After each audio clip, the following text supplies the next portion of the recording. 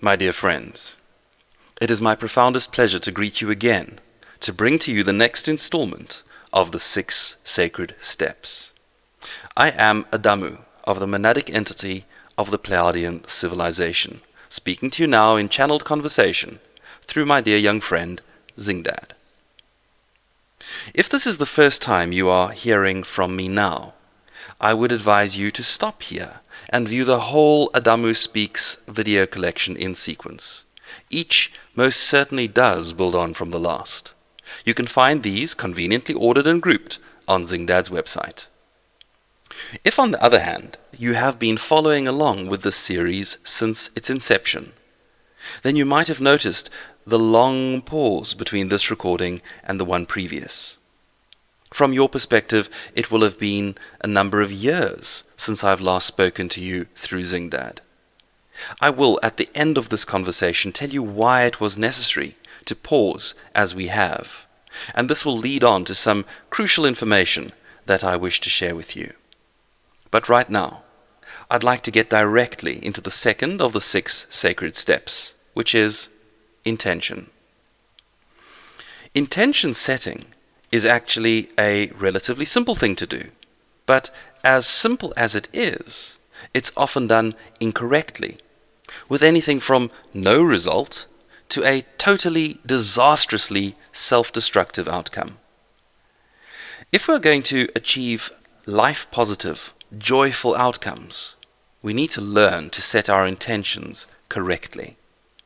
And that is what I will be sharing with you today. There are really 4 basic points that you need to be aware of when setting your intentions. The first is that intention is just one part of the magic. The purpose of the 6 sacred steps is to transform some part of your life or your experience of your life. It's about the recreation of your reality.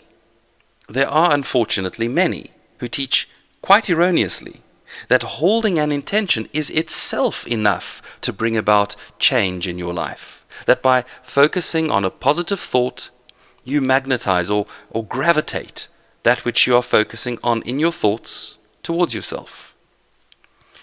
My friends, there certainly is a law of attraction, but the law does not stipulate that your thoughts will magically become manifest. If that was so, then people would have noticed that their every wish comes true. There would be deep folk wisdom and ancient religious truths about this. But the opposite is true. There are sayings in every culture that indicate that if wishes were horses, then beggars would ride, or to put it more bluntly, that wishing simply doesn't work. So how then does the law of attraction really work? I'll tell you.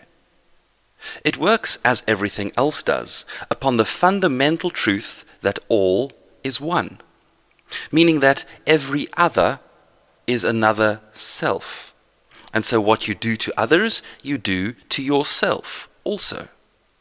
And the corollary to this truth is that anything you wish to attract to yourself in large quantities, you begin by expressing or giving to life in at least small quantities. And now let's see. If this is true, then it would be reflected in cultural wisdom and in ancient religious truths. And is it? Well, yes, I'd certainly say it is.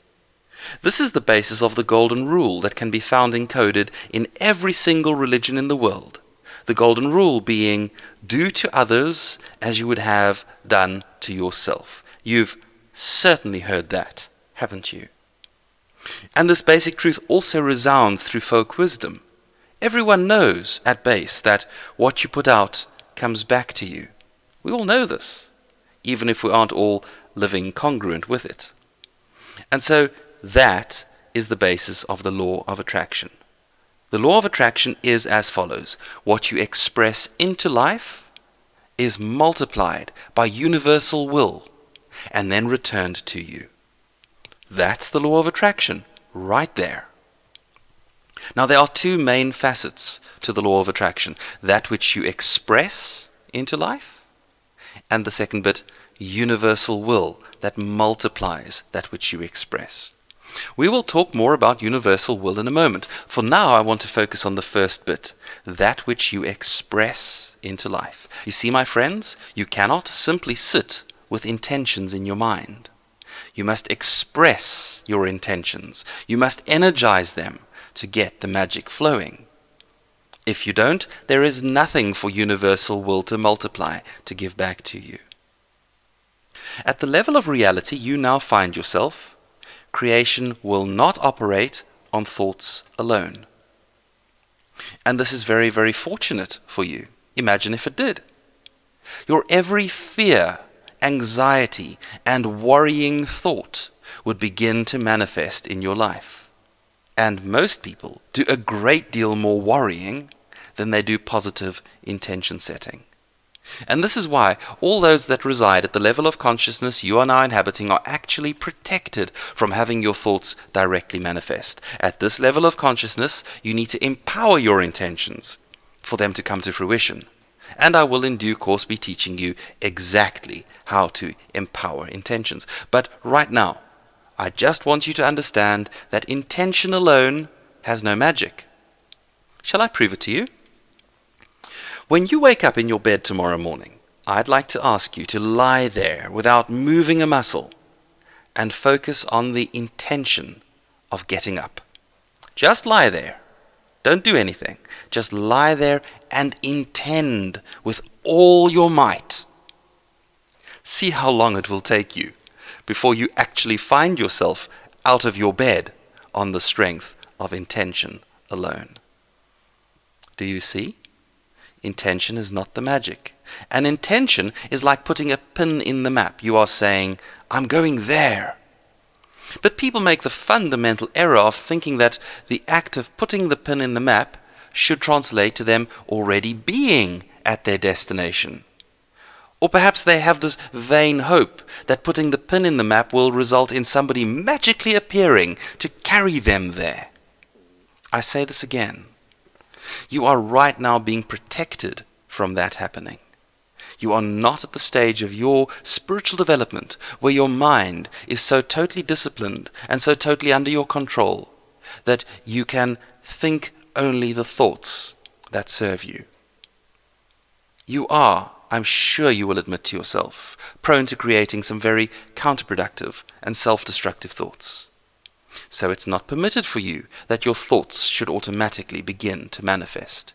You must empower those thoughts before they can come to fruition. But I do not wish you to think, therefore, that setting an intent is not a very, very important thing to do. If you lie in bed and have no intention of getting up at all, you will actually have to be forced out of that bed by someone else in order for you to get out of bed. I am saying that intention setting is a vital part of a greater process. It's the second of 6 sacred steps. It's not the whole of the magic, but without it, there is no magic.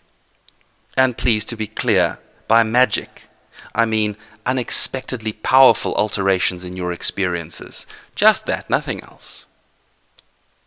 The next point I wish to make is about the power multiplier called universal will. I briefly mentioned it, now I'm going to tell you about it. If your intention is in alignment with universal will, then the whole universe will conspire to assist your intention to come to fruition. If your intention runs contrary to universal will, then it's really you against the universe. If you're lucky, nothing will happen. If you're unlucky, disaster. And of course, there is a whole ocean of grey area between the two extremes, but obviously, the closer your intention is to being aligned with universal will, the less effort you yourself will have to put in to bring it to fruition. I'll offer you an example. Imagine you are again lying in your bed, and it is your intent to roll out of your bed and fall to the floor. It's apparent that gravity is a part of the universal will for your body at this time. So the tiniest little push of your arms will have you rolling over and bam, your intention comes to fruition with a happy little thump. If, by contrast, your intention was to roll out of your bed and fall to the ceiling, well, then you'd find it would take quite some effort on your part to sufficiently empower that intent. Perhaps you could discipline your mind through decades of meditation and learn to levitate. Or perhaps you could build a jetpack, or come up with some other, such a massive expenditure of effort to achieve your desired outcome. My example is perhaps a little silly, but only because it's obvious that gravity pulls in the downward direction. Universal will is in many cases a little less obvious. How would you know if it is in alignment with universal will for you to get that job you're hoping to land, or that promotion, or meet that person of your dreams? How would you know what universal will is as regards the improvement of your health, your relationship with others, your relationship with yourself, and so on and so on? If you do know any of these things, it's because you are connected to your inner self, usually via the portal of your heart. And since your inner self is a being that knows that it is one with the oneness, your inner self is connected to universal will. If you don't know how to do this, how to connect with your inner self, then I have some rather exciting information that I will be sharing with you at the end of this presentation. Information that has to do with the long pause between this recording and the previous one. So please do listen out for that. So, aligning with the will of the One, with God's will, or universal will, as I have been calling it, is about the best way to ensure that your intention comes to fruition. But there is another equally important reason to align with universal will, and this is the third point. When you align with the will of the One, you align with the greatest good. Universal will offers you protection, leads to healing, love, and joy. I shall explain about the way in which universal will protects you. Imagine for a moment that someone really angered you. Imagine you responded by wishing all manner of pain upon them. Halitosis, hemorrhoids, and hangnails, everything you can think of that would be disastrous. You would only do this out of the most junior kind of ignorance. Because even slightly advanced beings all know what you do to another, you do to yourself also. So creating pain, disaster, and suffering for another will lead directly to pain, disaster, and suffering for yourself. The good thing is that it is never in alignment with universal will to cause anyone an iota more pain and suffering than is necessary for the greater good. What I mean here is universal will permit you to hurt yourself if getting hurt is the best way for you to learn something important to your own growth. If you really want to hurt someone else, you might be permitted to hurt yourself so that you can learn not to do that again. Universal will always leads to the greatest good of the all, and it will always tend towards healing, love, and joy. Another way in which universal will protects you is that it helps you to avoid painful, unintended consequences. You know, if one could give a random collection of Earth humans one wish, perhaps 90 to 95% of them would all wish for money. Lots of it. Millions or billions, or an unending river of the stuff.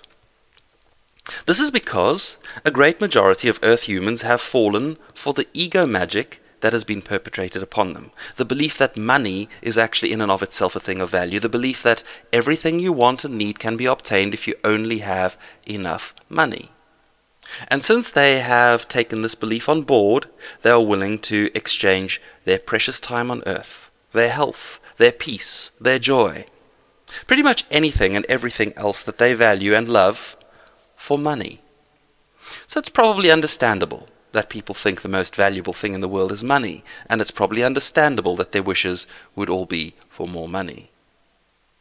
But what this majority have exactly zero conception of is the vast set of painful, unintended consequences that would arrive together were their wish for more money coming true. If these people did just suddenly get millions and millions in cash, they would come to realize that it is more of a curse than a blessing. They would see how their entire social structure is destroyed by envy, jealousy, and greed. How they would no longer be able to trust their friends, how their family unit would be twisted and destroyed, how their life would lose purpose, and so on and so on. And the deepest reason for this is that a wish for a lot of money is not at root a wish for greater abundance. It's a wish for greater disparity between the self and the other.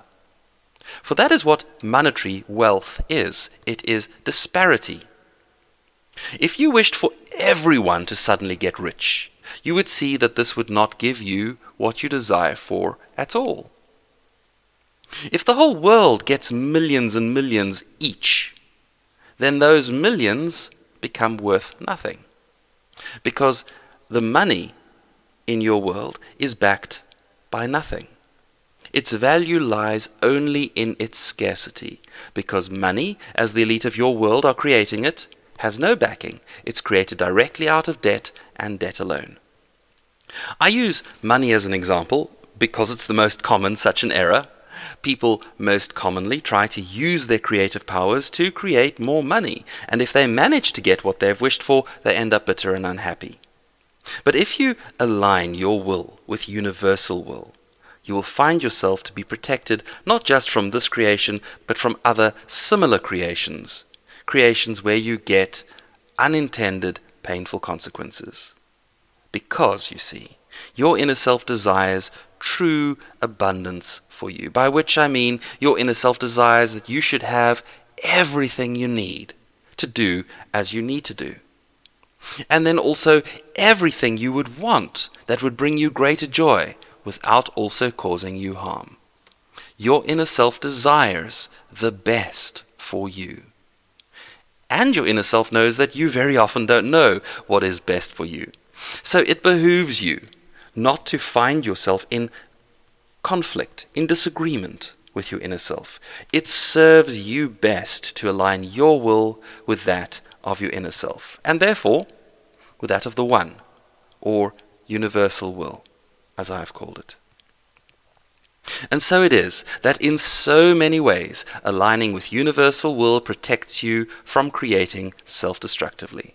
And again, you align with universal will by learning to listen to your inner self, and again, I will share some information about this at the end of this conversation.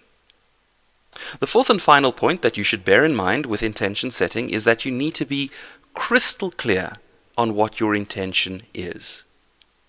You must be able to state your intention to yourself in one sharp, clear sentence. And when you state your intention, it must also evoke a positive, empowered feeling within your heart. I'd like to offer you an example from my own story. As a manifestation of the Pleiadian monad, I am acutely aware that there are parts of my soul group that are still incarnating. Many parts of the Pleiadian monad are alive right now as Pleiadian star seeds walking amongst you on planet Earth. Some of those that are listening to this presentation are very likely to be such members of my soul family. Perhaps you, dear listener, are even one such Pleiadian starseed. The point being that I am very aware that these fragments of my own greater soul, these other selves of mine, are quite often quite hurt. Some have become quite lost.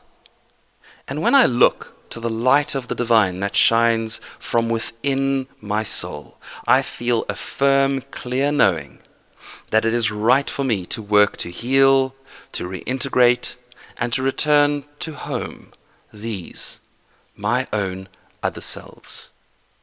This is right for me to do on the most fundamental level. And that whole preceding paragraph is my intention. But can you see that it's quite a clumsy statement? that it is neither crisp nor clear, that it would be quite difficult for me to align my very being behind that collection of sentences. How much different would it be if I framed my intention like this? I am an agent of reintegration for my spirit entity. Feel that? I am an agent of reintegration for my spirit entity. Feel the power of that statement. It's both true and unarguable. It's something to live by and act upon, clear, concise, unambiguous, stated in the first person, in the present tense. There is no, I'm going to this or that, or worse, I want to so and so, or even worse, I hope to such and such. No prevarication, just the truth of it. When you find an intention like that, my dear friend, it's like finding a magic spell. You can feel the words tingle with energy. They feel like they want to leap from your tongue and begin to take action in the world. And that is, of course, because you will have used all 4 of the points outlined today correctly. You will have understood that while intention is not the whole of the magic, it's a vital part of it. You would have aligned with universal will, and the power multiplier will already be straining to assist you. You would have aligned with universal will, and you will know that you are protected from the harmful effects of destructive intention. You will know that your intention leads directly to healing, love, and joy. You will feel the truth of that. And you will have stated your intention in clear, concise fashion that you can very easily empower with the whole of your being. And that is what I'm going to teach you to do next. I'm going to teach you how to empower your intentions, to energize them, to make them come true. We do this with action, which is the 3rd sacred step, visualization, the 4th, and emotion, the 5th sacred step. And then finally, we use the 6th sacred step, observation, to become present to the magic happening. I very much look forward to sharing the specifics and details of these remaining steps in the following editions of the Adamu Speaks series. Now, there is but one last thing left to do before we bring this recording to a close.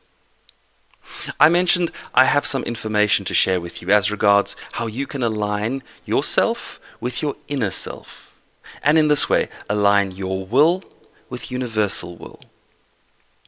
There are 2 main ways to do this.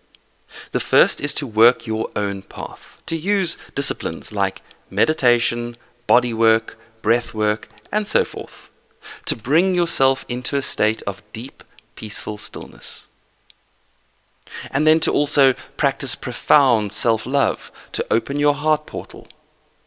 And in the stillness, with an open heart, to be able to stand in the light of your own divine self, and come to clear knowing of what it is that your inner self has intended for itself, why it has incarnated as you at this time.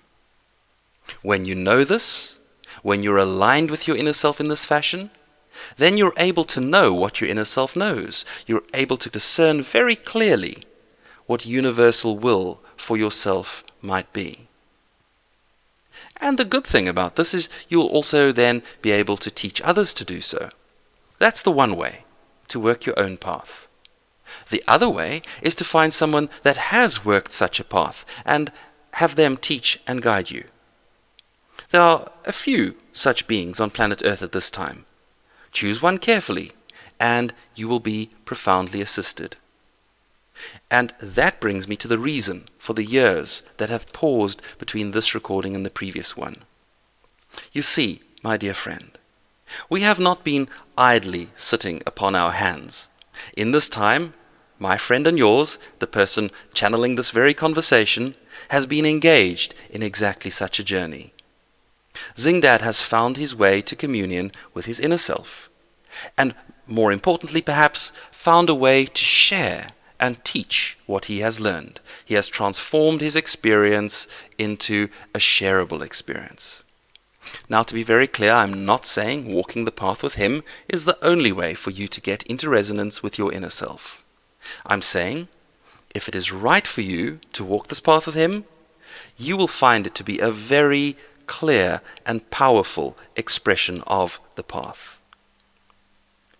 In a small departure from the norm, I'm going to step back now and invite Him to speak to you directly of His offering. It is His offering. He is best equipped to explain it. And in this way, you can check with your heart and see if this will serve you upon your path. And with that, I wish you a fond farewell. Until next time. I am Adamu, of the monadic entity of the Pleiadian civilization, and I have been channeled for you by my dear friend Zingdad. Wow, okay. Thank you, Adamu. Perhaps this seems a little odd because it's still the same voice speaking to you, but now it's just me. My name is Arne Allingham.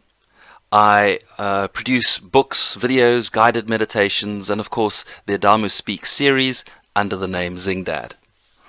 Now, Adamu mentioned the material I have produced and invited me to talk to you about that, and it really it's my pleasure to do so. If you would like to learn how to align your mind with your inner self, then I have crafted a 6-week multimedia seminar series that assists you to do exactly that. It's been available for a little while now, and many people have completed the series and are reporting phenomenal results. The seminar is called Heart and Mind Aligned, and it's part of a bigger process, a bigger series called Dreamer Awake. I would like to invite you to visit the webpage for Dreamer Awake. The URL is on screen now, somewhere here. And I can with absolute confidence say that if your heart calls you to do this material now, you will find it to be completely life-changing. So please do have a look at that webpage. Please go and see whether this is right for you or not. Heart and Mind Aligned takes you on a journey. And the journey is, first of all, to meet your inner self, to go and stand before this divine being. And then Heart and Mind Aligned teaches you to move into conversation with your inner self, so that you don't have to be always in deep meditation, that as you proceed through your day, you can engage your inner self in conversation and know what's right for you to do moment by moment. And then it helps you to release your blockages and your limitations that keep you from being in open, clear conversation with your own divine self in perpetuity. The eventual end result of this process is quite stunning. It's the realization that this person, this ego persona that you currently probably think you are, that person that you see in the mirror, is not who you are. You begin to realize that the immortal, eternal being that you really are has crafted a persona out of a set of beliefs, has stepped into that persona, and is living as and through that persona, so that it can engage with this world. You begin to realize that in fact you are your inner self. That's what lies a little down the road of the Heart and Mind Aligned journey. It's a pretty spectacular journey, if I say so myself. So if you need a helping hand to connect, then this might be exactly what you need. Please do check it out on my website and trust yourself to know if what I have to offer is right for you. As Adamu says, there are other path workers, and you certainly can work your own path too. So this is just one option. But it is an option I have worked very hard on indeed. I have spent years crafting this material, and I'm extraordinarily pleased with how it turned out, and equally pleased to be able to make it available to you now. So that's the story. And with that, I too will wish you a fond farewell. Until next time, goodbye.